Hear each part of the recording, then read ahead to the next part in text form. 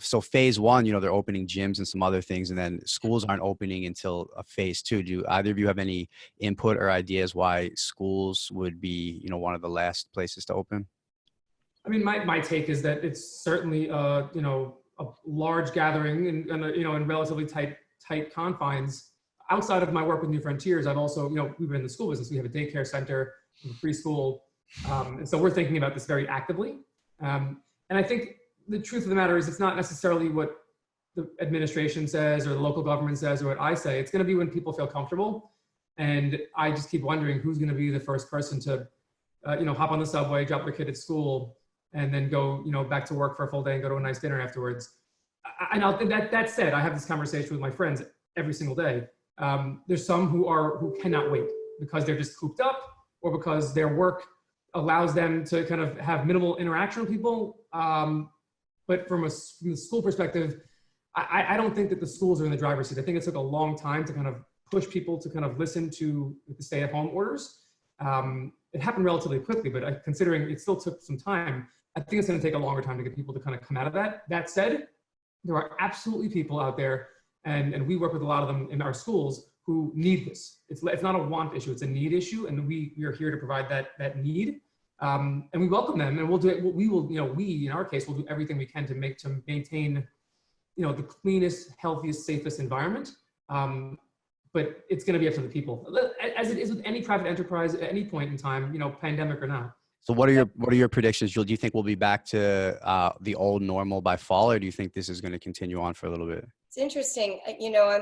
The pulse I'm getting from the new people. We had a huge surge in a new audience. We're one of the few businesses that's growing during the pandemic. And what we're hearing from those families are two things. One is they're afraid to go back to the school. So even if they open, they're asking, can we keep just taking classes with you, use your program, and then we'll redecide in the fall. And then there's a second tier of people who've always been homeschool curious, and this gave them like an opportunity they never saw coming, and now they want to keep going.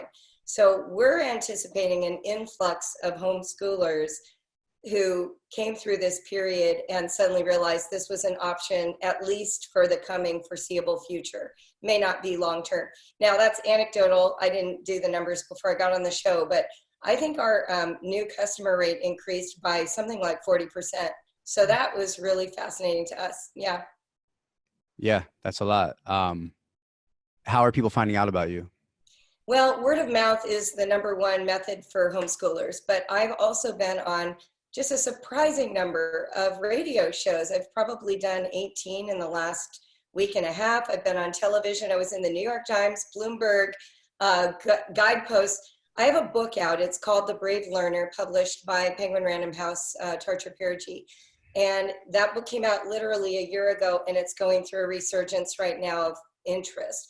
So I think, I kind of joked on the first radio show I was on, I feel like I was born for this moment. I've been living off stage like for all these years, doing this weird thing everybody was suspicious and skeptical of, with a large group of people, but always alone. And now suddenly we're like center stage, and homeschoolers have been around for about 50 years. And we have a contribution to make to the story of education. We have insights that we've gleaned because of this sort of personal tutorial model. Everything you said, Daniel, about executive function and coaching is so much easier to facilitate at home.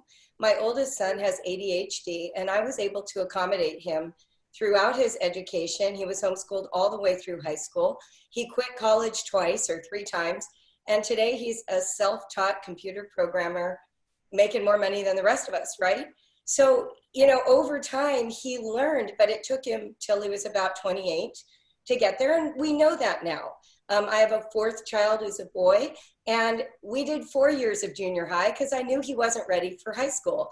And then he took a gap year and ended up in a great books program, totally hardcore school program at St. John's College, despite having been this very non-traditional learner. So homeschooling for some families is suddenly like the lights going on, like, oh, my unusual child can thrive in this context. And that's nice for them.